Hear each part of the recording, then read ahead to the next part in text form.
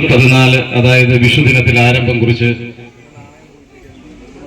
10 ദിവസം നീണ്ടു നിൽക്കുന്ന ചടങ്ങുകളാണ് ഈ പരിപാവനമായ മണ്ണിൽ നടക്കുന്നത്. കല്ലേരി ഊരാളി അപ്പൂപ്പൻ എന്ന് പറയുമ്പോൾ 999 മലദൈവങ്ങൾക്ക് അധിപനായിട്ടാണ് നമ്മളെല്ലാവരും മനസ്സിൽ സൂക്ഷിക്കുന്നത്, സ്നേഹിക്കുന്നതും ആരാധിക്കുന്നതും. ഇവിടെ മറ്റു മഹാക്ഷേത്രങ്ങളെ പോലെ ഉത്സവ ആഗമങ്ങളിലോ അല്ലെങ്കിൽ ആഡംബരങ്ങളോ നടത്തുന്നത് ഊരാളി അപ്പൂപ്പന് ഇഷ്ടമല്ല എന്നുള്ളതാണ് ഇവിടുത്തെ ചടങ്ങിൽ നിന്ന് ഒക്കെ മനസ്സിലാക്കുന്നത്. എത്ര അലങ്കരിച്ചാലും, എത്ര ആരാധന ചെയ്താലും, എത്ര പൂജിച്ചാലും മതിവരാത്ത ഒരു പ്രപഞ്ചശക്തി. ആ ശക്തിയെ എത്രത്തോളം നമ്മൾ ആരാധിക്കുന്നു അത്രത്തോളം നമ്മളിലേക്ക് ഒരു പ്രത്യേക അനുഭൂതി നൽകുന്ന ഒരു ചൈതന്യമാണ് ഇവിടെ കൂടിയിരിക്കുന്നത്. പല ഐതിഹ്യങ്ങളും കെട്ടുകഥകളും ഊരാളി അപ്പൂപ്പന്റെ ചരിത്രങ്ങളുമായി ബന്ധപ്പെട്ട് നിൽക്കുക. ഒട്ടനവധി ഐതിഹ്യങ്ങളും ചരിത്രങ്ങളും കെട്ടുകഥകളും ഉണ്ടെങ്കിൽ തന്നെയും കല്ലേലി എന്ന സ്ഥലം, ഈ ഘോരവനം, ഈ പുണ്യ പൂങ്കാവനം അപ്പൂപ്പന് ഏറ്റവും ഇഷ്ടപ്പെട്ടതാണ് എന്ന് മനസ്സിലാക്കുന്നു.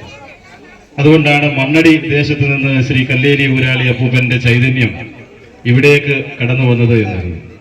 ഈ വനത്തിന്റെ തണലും ഇവിടെയുള്ള ജന്തുജീവജാലങ്ങളുടെ സ്നേഹവും ഒക്കെയാണ് ഏറ്റവും വലുതെന്നാണ് ഇവിടുത്തെ പഴമക്കാരായിട്ടുള്ള ആൾക്കാർ പറഞ്ഞു തന്നിട്ടുള്ളത്. അതുകൊണ്ടാണ് ഈ പൂങ്കാവനം ഇങ്ങനെ തന്നെ സ്ഥിതി ചെയ്യുന്നത്. ഇവിടെ നിർമ്മാണ പ്രവർത്തനങ്ങൾ നടത്തുന്നതിന് വനം വകുപ്പ് തടസ്സം നിൽക്കുന്നതും അതുകൊണ്ടതാണ്. ഊരാളി അപ്പൂപ്പന്റെ ഇഷ്ടം ഈ വൃക്ഷങ്ങളുടെയും ഈ കാവിന്റെയും തണലാണ്. അതുകൊണ്ടാണ് വെളിപ്പുറത്തുള്ള അപ്പൂപ്പൻ എന്നാണ് എൻ്റെ ചെറുപ്പകാലം മുതൽ ഞാൻ കേട്ട് വളർന്നിട്ടുള്ളത്. ചെറുപ്പകാലങ്ങളിൽ ഞങ്ങൾ ഈ ക്ഷേത്രത്തിലെത്തുന്നത് അന്ന് വള്ളിക്കെട്ടുകൾക്കിടയിലുള്ള ഒരു ചെറിയ ഭാഗം മാത്രമാണ്. ആറ് കടന്ന് നടന്ന് ഇവിടെ വന്ന് വീട്ടിൽ നിന്ന് തന്നെ തീപ്പെട്ടി അടക്കം കൊണ്ടുവന്ന് തിരി കത്തിച്ച് മുറുക്കാൻ വെച്ചും അതോടൊപ്പം അപ്പൂപ്പന് ഏറ്റവും ഇഷ്ടമുള്ള കള്ളും സമർപ്പിച്ച് പോകുന്ന ഒരു പാരമ്പര്യം ഉണ്ടായിരുന്നു. ഇപ്പോഴും അത് ഞങ്ങളുടെ വീടുകളിലൊക്കെ ഇപ്പോഴും നടക്കുന്നുണ്ട്. എന്തെങ്കിലും സത്കർമ്മങ്ങൾ നടക്കുമ്പോൾ ആദ്യം അപ്പൂപ്പന് മുറുക്കാൻ വെക്കുക എന്ന് പറയുന്നൊരു ചടങ്ങ് ഇപ്പോഴും നടക്കുന്നുണ്ട്. അതിനുശേഷം വർഷങ്ങൾ പിന്നിടുമ്പോൾ കല്ലേലി അപ്പൂപ്പൻ ഊരാളിക്കാവ് വളരെ പരമ്പരാഗതമായ ആചാരങ്ങൾ നിലനിർത്തിക്കൊണ്ട് പ്രകൃതിയുടെ പരിസ്ഥിതിയുടെ പരിപാവനത നിലനിർത്തിക്കൊണ്ട് പരിപാലിച്ചു പോകുന്നു എന്നറിയുന്നതിൽ സന്തോഷമുണ്ട്. പ്രസിഡന്റ് സൂചിപ്പിച്ച പോലെ ഞാൻ വല്ലപ്പോഴുമൊക്കെ ഇവിടെ വന്ന് തൊഴുതു പോകാറുണ്ട്. ഇവരാരും അറിയാറില്ലെന്ന് മാത്രമേ ഉള്ളൂ. വന്ന് തൊഴുത് ഒരുപാട് തിരിച്ച് പോകാറുണ്ട്. അത്രയ്ക്ക് വിശ്വാസിയാണ് ഞാൻ.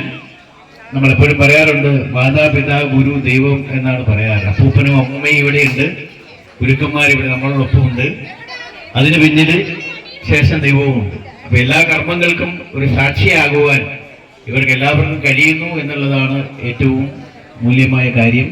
നിങ്ങളൊക്കെ ഇവിടെ വളർന്ന് കടന്നു പോകുമ്പോൾ നിങ്ങളുടെയൊക്കെ മനസ്സിലുള്ള ദുഃഖങ്ങളും ദുരിതങ്ങളും ഒക്കെ ഇവരെ ഇറക്കി വെച്ച് അപ്പൂപ്പന്റെ അനുഗ്രഹവും വാങ്ങി വീട്ടിലെത്തുമ്പോൾ നിങ്ങൾക്ക് ലഭിക്കുന്ന ആ സമാധാനം, ആ സന്തോഷം, അത് തന്നെയാണ് നമ്മുടെ ജീവിതത്തിലെ ഏറ്റവും വലിയ കർമ്മം എന്ന് വിശ്വസിക്കുന്ന ഒരാളാണ് ഞാൻ. ജോലിയുടെ ഭാഗമായി പല മേഖലകളിൽ പോകുമ്പോഴും നമ്മുടെ മനസ്സിലുള്ള വിശ്വാസങ്ങളുണ്ട്. ഞാനിപ്പോ വീട്ടിൽ നിന്ന് ഇറങ്ങുമ്പോൾ ആദ്യം കാണുന്നത് മറ്റൊരു ആരാധനാലയമാണെങ്കിലും അതിനു മുമ്പിൽ ഞാൻ പ്രാർത്ഥിക്കുന്നത് എൻ്റെ മനസ്സിലുള്ള വിശ്വാസത്തെയാണ്. അങ്ങനെ തന്നെയാണ് നമ്മളെല്ലാവരും.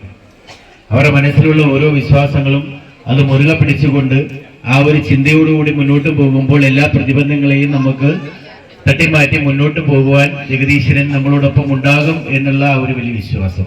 ആ വിശ്വാസം കാത്തു സൂക്ഷിക്കുക എന്നുള്ളതാണ് നമ്മളുടെ ഏറ്റവും വലിയ സന്തോഷവും. അതിന് നിങ്ങൾക്ക് ഏവർക്കും കഴിയട്ടെ എന്ന് ആശംസിക്കുന്നു.